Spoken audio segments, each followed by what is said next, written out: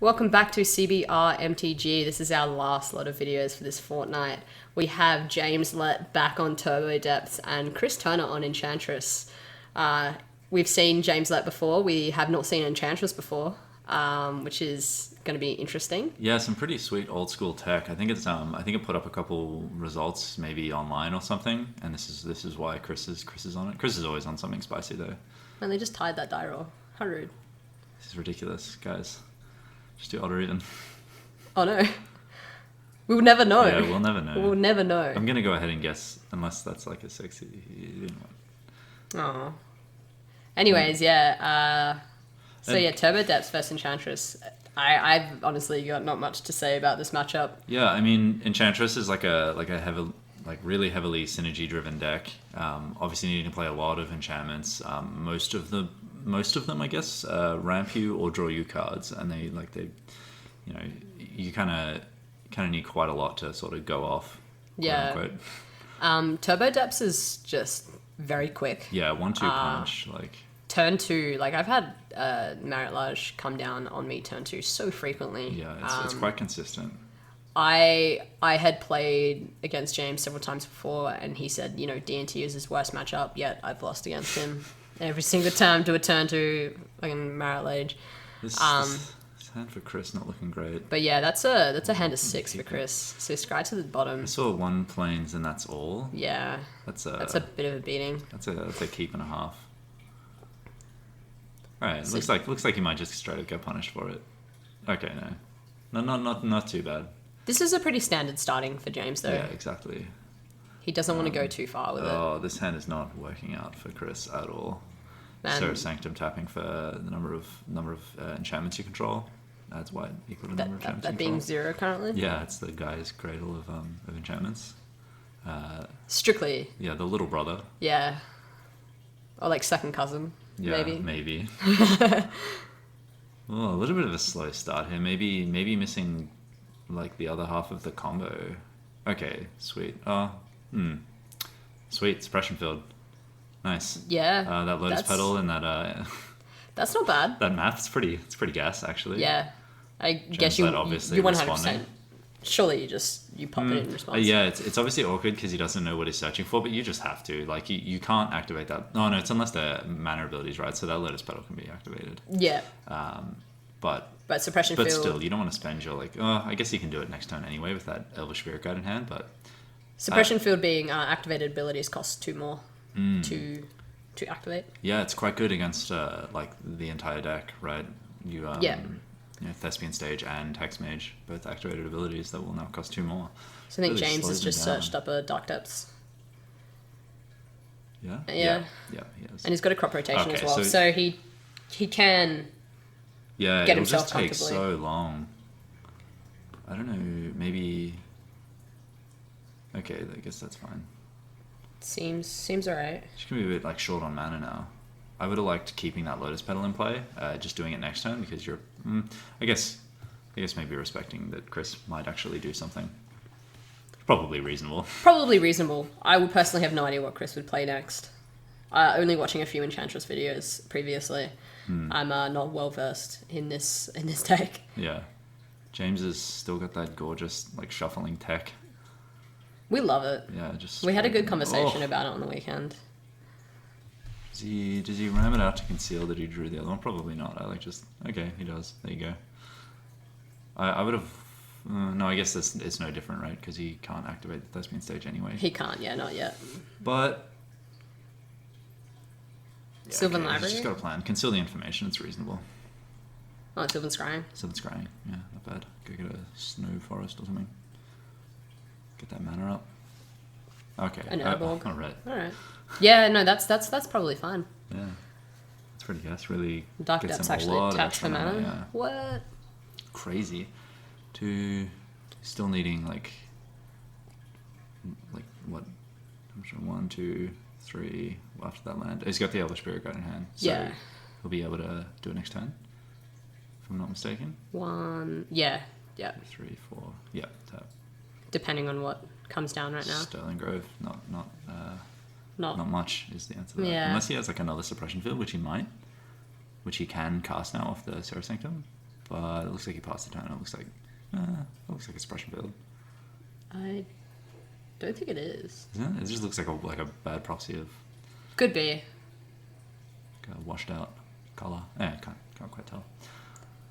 Maybe just more interested in activating that Sterling Grove end of turn and getting some action. Yeah. Apparently not. Okay. All right. Maybe I'm just mistaken. It is unclear. We'll never know, really.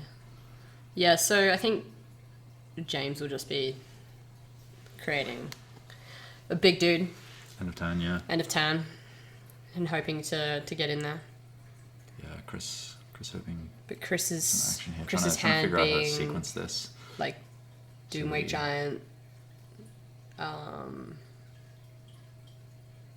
Can't tell the other ones. There's Argothian Enchantress. Yeah. Which you might have some interest in. Mary's Guile. Interesting that he didn't want to cast the Enchantress first and then Yeah, cast it. No. Not quite sure what's going on. Just wants to cast the Doomwake. Oh, okay. Okay, so that was not suppression field. No. I have no idea what this card is. we can Solitary Confinement, maybe. we can have a good guess. Yeah, I can definitely have guesses for days. He floated 3, so right? Is that not Mary's Guile? What's the first card he cast? It's not a solitary confinement. Okay. Is it Sigil? No, it's not Sigil. It's an enchantment. We know that much. So that doesn't help us much in Enchantress. Killing it. The 2020 has been created. Yeah, this is Did he need the extra land? Did he not do that end of turn? Yeah, he did. I believe so. Oh wait, okay. So then it must be one of the ones that prevents him from attacking or taking damage or something. Yeah, that's what I'm thinking. So is it maybe just a different art of Solitary Confinement or something? No, the only art of solitary confinement on this is Judgment. So, I guess Sphere of Safety. potentially Sphere of Safety It's definitely a sphere on the art. seems legitimate. Yes, it is Okay, a so Sphere of five mana. There we go. That makes a little bit more sense. I was not sure where the hell his mana was going. All right. Okay, So that line makes a lot more sense. creatures can't attack you or a planeswalker you control unless their controller plays X for each of those creatures, where X is the number of enchantments you control. So X is currently sitting at 5. 1, 2, 3, 4, 5. Yeah. Yeah, not likely. Not unlikely. He just needs to rip another mana source, right? And he's got a land, so just a fast mana source. Yeah, just like a Lotus Petal and get in once, right? Yeah, it does the trick. But just Argothian Enchantress. Now it's so not slightly harder. Well, it's not it's just a creature. Argothian Enchantress, so not committing more enchantments. Oh yeah. 1, 2, 3, 4, 5. Yeah. And that last one's what, Eidolon of Blossoms? Yeah. Which is just another Enchantress, basically, but enchantment creature version. Hooked onto it. Also ETBs. Yeah, it's sweet. It's always fun seeing Enchantress play. Yeah, you get to do its thing. You don't get to see this deck very often, so it's always fun to watch. I think the matchups I've watched, I have no idea what's going on. He definitely had the right hand to play this matchup. That suppression field. Yeah. Suppression field and having the Sphere of Safety. It was definitely very unfortunate that Chris couldn't have, that he only had the Serra Sanctum. I believe James has taken some life to get some fast mana down to be able to... Well, unless that's like a Blossoming Marsh or something. So he... Hexmage and a Lotus Petal? Okay, because he couldn't do it this turn because that land came into play tapped. Yeah. Oh, it's a Bojuka Bog. Okay, sure. But he's got it next turn. Yeah, assuming that Chris doesn't play... assuming he has another land and assuming Chris doesn't play a bunch more. Ooh, that's unfortunate.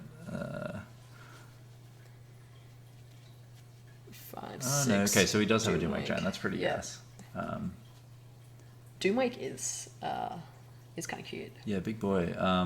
It's a pretty recent card, but if anyone just forgot what it does, it's 4 and a black for a 4/6 with Constellation. So whenever it or another enchantment you control enters the battlefield, creatures your opponents control get -1/-1. That 2020 sitting in a 1919. Yeah. It's a beating. So yeah. Till end of turn. Until end of turn, yeah. But it is another enchantment, making it Yeah. much more difficult. James will now need, another mana source? 6, yeah. So he needs to have like a land. 6. But having the Sylvan Library, he can almost really guarantee himself a land. Yeah, I'd be quite surprised if he doesn't get it. Unless it's -1/-1 to your next turn. I can't quite remember the text on Doomwake Giant. Doomwake Giant. Also, I go with the Enchantress triggered. And both of them. Oh Until God, so end many of turn. cards. Until end of turn. Okay, so yeah. So it does come back as a 2020. It does have the ability, but I don't think he has the. What's in the hand there? Is that there's a Pithing Needle? Yeah. Doesn't. Well, I guess he could name Sterling Grove.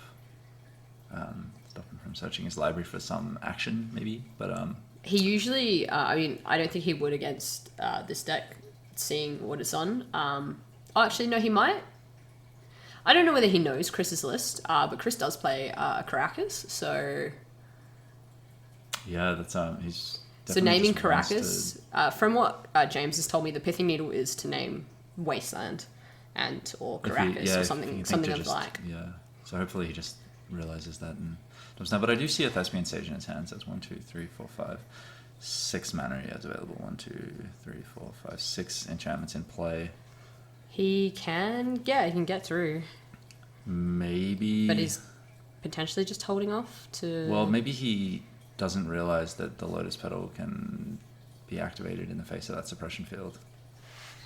Yeah, that is something that, I mean, if you haven't played against it and you haven't read it properly, then you definitely could be thinking that. But I'm not sure. Maybe he's just really solidifying his ability to do it. But I feel like you don't want to be waiting any longer. Right? Especially if he casts an enchantment, he's just going to chain into more and more enchantments.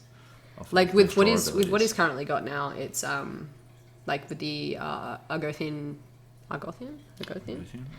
Enchantress. Yeah, he's just going to be drawing into potentially more. And the Eidolon Blossoms does the same thing at the moment. I would prefer to probably just attack and try and get in there. Unless we're missing something, but I'm pretty sure he had the mana there. But you just don't. Yeah, you don't want to be letting him play any more enchantments, which is what he'll probably do. 2, 3, 4, 5. It's definitely only 6. Yeah. Okay, so now it's 7. I don't know what he searched up there. It might have been another depths or something. I think it was a Urborg, potentially. That would be bad. He's got another Urborg in play, right? Sure. It might be another. Or Bojuka. I don't know. He only plays. He plays 3 Urborgs. He's got the Urborg in play, right? That would be probably awful. bad. Surely he's got other. Or it's like a mana-producing swamp lands. or something like that. It could be just something that simple. Oh. That is a beating. Yeah, that is a lot of cards drawn there. How much mana has he got available to him? 1, 2, 3, 4, 5, 6, 7, 8, 9, 10, 11, 12? Well, he could. Oh right, no. Dig deep for Emrakul. Yeah, I was gonna say Green Sun's in it, but that obviously only gets green creatures. He's got a plan though. Looking for something. He's probably just getting enchantresses and crap. Yep. Yeah. Draw a lot of cards. This is how this deck goes off. Oh, I also miscounted that mana. 1, 2, 3, 4, 5, 6, 7, 8, 9, 10, 11, 12. Oh no. Passing back to James now. So what's the enchantment count? 1, 2, 3, 4, 5, 6, 7? 7, yeah, right. 7. 1, 2, 3, 4, 5, 6. Play a land. 7. You can still. He's got a lot of mana if he rips Emrakul, because he's got another Serra Sanctum in hand. I think he's double checking suppression field. Maybe realizing that he could have. He could have actually. Just won a couple turns ago, maybe. Just another Thespian Sage. Was that a Ghost Quarter that he searched for to get rid of the Serra Sanctum? Okay. Cute. He's double checking. He's just having a look. This card, yeah. Yeah, I think he's looking at Sphere of Safety now. So he has the mana. Yeah. Yeah, okay, so he just didn't realise last turn, perhaps. Potentially, yeah. Come on. Come on, James. Commit. Give him the business. I'm trying to figure out if you just attack first and then pay. Right, it's been done. What you got? What you got to get in this against this 2025 flying indestructible? Flying indestructible, yeah. What is she doing flying? Honestly, magic. What are you thinking? Like Wizards. It's a spirit, right? Spirit avatar or something. It's a giant fucking spirit avatar. Something stupid. James did get there though, after having a ridiculous amount of enchantments on board. Yeah, Chris just didn't rip what he needed to rip. Like if he had instead of hitting so many lands, just like a couple more enchantments, life would have been good. Life would have been really good. So sideboard wise, Chris's sideboard is 1 Choke, 1 Elephant Grass, 1 Gaddock Teague, 1 Helm of Obedience, 1 Journey to Nowhere, 3 Leyline of Sanctity, 3 Leyline of the Void, 1 Reclamation Sage, 1 Seeds of Innocence, a single Sagada, Host of Heroms, and a Swords to Plowshares. Yeah, I imagine he'll have interested in bringing in the Banishing Light effects. Banishing Light is in the main, and then obviously there's Journey to Nowhere. Journey to Nowhere, I think it's actually like a sorcery that puts it on top of the library underneath the X cards or something like that. Still just deals with the... Journey to Nowhere is a 1/1 enchantment. It is the enchantment one. Yeah, enters the battlefield, exile target creature, and when it leaves the battlefield, return the exiled card to the battlefield. Okay, sure. Yeah, definitely interested in bringing that in. I think so. Definitely interested in bringing that Swords to Plowshares. That's probably an easy one to bring in. Yeah, James mainboards the not of this world. Not of this world's the one I'm thinking of. The 7 mana. Yeah. Three not of this world. Three in the main. So it'll be interesting to see whether because he didn't see anything that interacts. Favorably with that card. So James's sideboard is 1 Karakas, 3 Chalice of the Void, 1 Pithing Needle, 3 Abrupt Decay, 1 Crozen Grip, 1 Not of This World, 1 Toxic Deluge, 2 Lost Legacy, 1 Steely Resolve, and 1 Choke. Maybe if he's familiar with the deck, he'll bring in Lost Legacy. Either snipe the Enchantresses, perhaps. I think considering he can speed him, he can speed that out like turn 2. And I think he'd definitely consider bringing the Lost Legacy. Just because it's such a this deck leans quite heavily on a few cards, but at the same time, it's not. It's a hard decision. The Croson Group's definitely coming in. Yeah. What was Steely Resolve again? Who remembers? Steely Resolve is 1 green enchantment. As Steely Resolve enters the battlefield, choose a creature type. Creatures of the chosen type have Shroud. Okay, so just no. So probably not. Unless he wants to take out the. I don't know how much. Well, just bring it in just in case. Yeah. But yeah, I think coming out. What would you take out in this case? He didn't see a lot of targets for Pithing Needle, and he does have the 3 main and the 1 in the board. Maybe he just keeps it in because it's such a good card in the deck. Yeah.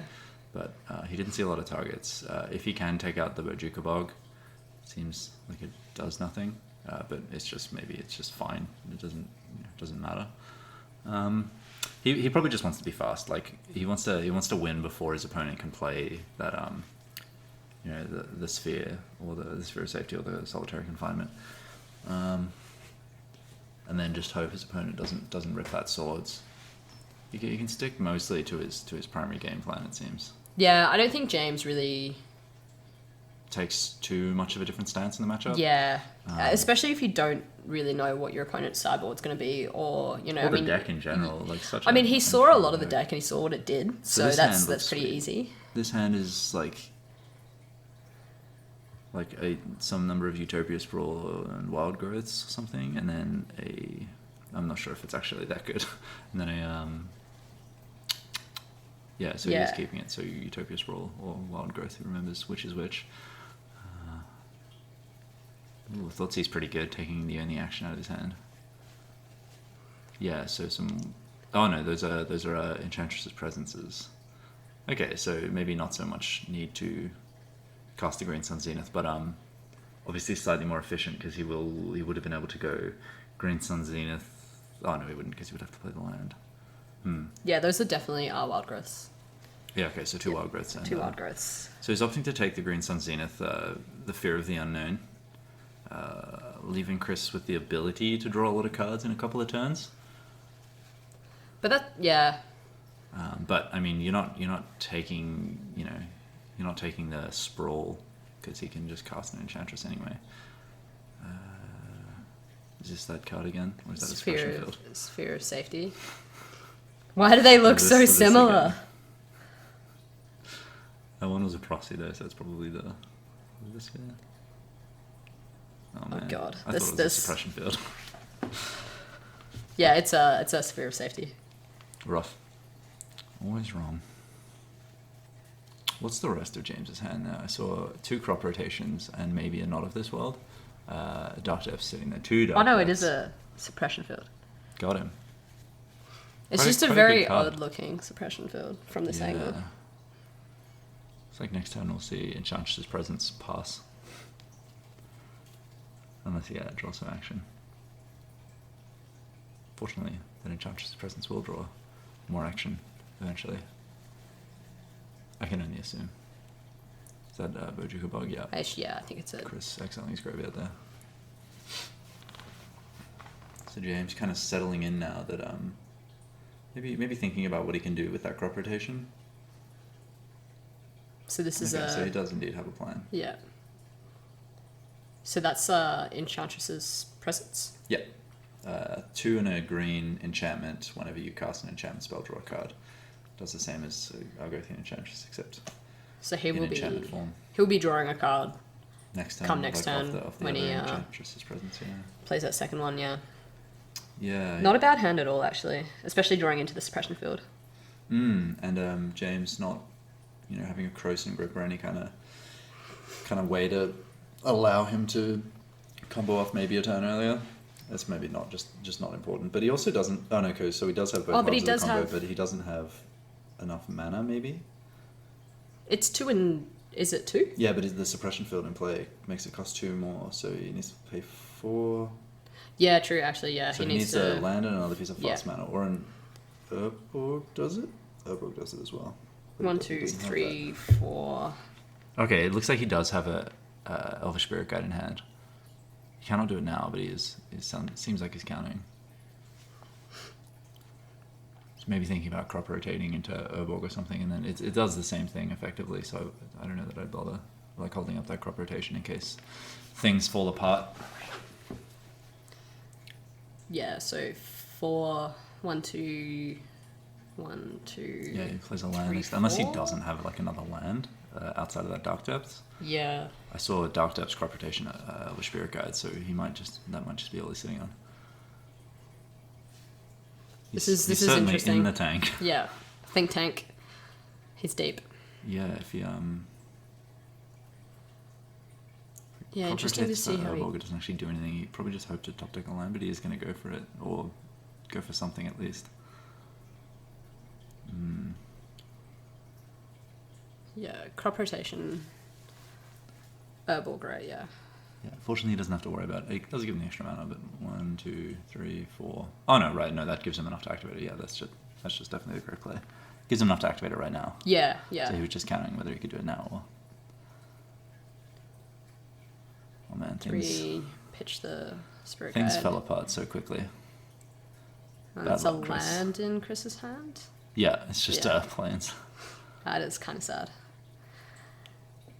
And this is what Turbo Depths does so well. Like, it's just ridiculous to see how consistent it really is. Well, I mean, yeah, like if the suppression field wasn't there, like he had it a turn sooner, and the fact that it was there just meant he had to wait a turn, and Chris not really being able to do anything. He takes it. That was definitely a quick one. A lot slower for Chris, even though it seemed to be pretty decent. But James just didn't have it. Yeah, his hand was like a little sloppy. Like, fortunately, it had some redundancy, but I think he definitely having the Spirit Guide, just seeing that, going, okay, there's some extra mana in case the suppression field does come down again. Yeah.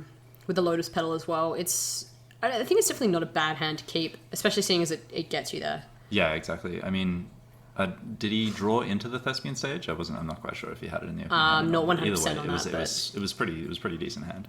It's a good keep. Definitely think so. Yeah, okay, so he did opt to bring. Oh right, Elephant Grass does stop Marit Lage because it's black. Sweet. Yeah, that's what I was going to say. That's kind of cute. James giving it a read. That would have been a beating. Though, Yeah, I mean, he would have to sort of chain them together because as we saw, it didn't, those kind of effects. Yeah. He'll just eventually punch through it and hit you for 20. And I don't think he has anything in the way of James life brought gain. in the two Lost Legacy, Crimson Grip, Deluge. the Deluge, and Karakas. Yeah, kind of like Deluge. Deals with like all of his enchantresses. They've got shrouds, so Deluge does the trick. Really quite easily. And if you knew about the sigil, like it also deals with that. The 4/4s that creates, but obviously not in any meaningful way. You kind of can only Crimson Grip that and then board wipe, and that's like 2 cards you need. But anyway, none of it really mattered. I think James definitely knew what he was up against because he did bring in the Karakas. So he knows that, endgame is sort of like Emrakul, Big Daddy, and having the Karakas and being able to, crop rotate for it is pretty good. Powerful, yeah. Very, very good. It's a very... The Lost Legacies are sweet. I wonder what he would have named. Yeah, that would have been interesting to hear what he would have named. I had that played against me, and just... On Death and Taxes? On Death and Taxes, yeah. So he hit Source Pashas and definitely had one in my hand when he played it. Yeah. Which definitely hurt. It lost me the game, which was kind of sad. But I was able to, recoup and win the match eventually. As you say, you've used so much, like Flicker Wisp, Karakas. So I think we figured out that like 1/3 of my deck is just interaction with his Marit Lage, like literally just interaction with that one token. That's sick. Which is a pretty good, matchup for Death and Taxes, but sometimes it just happens way too quickly and you just don't have the hand to... Yeah, exactly. Because Not of This World is a very good card. Yeah, it is. Also, crop rotating for a Sejiri Steppe hurts a lot. Protection from white. I mean, easy, sure. Right, okay, you win. Easy peasy. Good on you. Yeah. But it's a fun deck. I love seeing James play Turbo Depths because he plays it so well. Yeah, sure. He brought out those Pithing Needles, yeah, that seems sweet. And one Not of This World, okay, yeah. Cool. Which I think which is fine. Yeah, I mean, Chris doesn't have much to like sort of permanently interact, so he gets to just like do it. If he somehow manages to deal with it, he can do it again and just go with it that way. It's fine. No, it was definitely interesting matchup. Seeing Enchantress game on do what it does, but still get overrun by the 2020. It would have been cool to see an Emrakul come down though. Interesting. Yeah. All right. Thank you for watching again. We'll be back next fortnight and hopefully really soon with some sanctioned matches. Thanks for watching.